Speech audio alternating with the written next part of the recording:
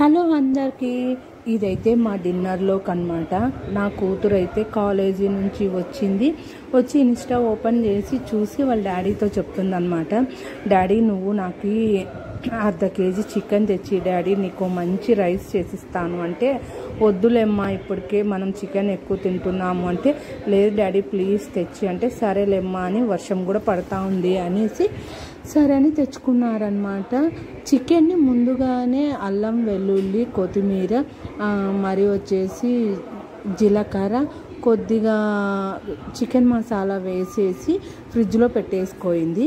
అంతేకాదండి, ఒక గిన్నెలో వచ్చేసి నూనె వేసి ఆనియన్స్ ఫ్రై చేసేసి కొత్తిమీర మసాలా వేసేసి ఈ చికెన్ కూడా వేసేసి బాగా కొంచెంసేపు ఫ్రై చేసింది.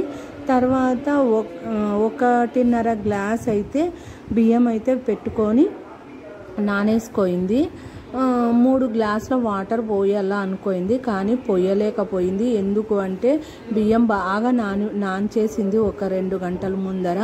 అందుకే 1.5 గ్లాసుకి 2.5 గ్లాస్ నీళ్ళు మాత్రమే పోసేసింది.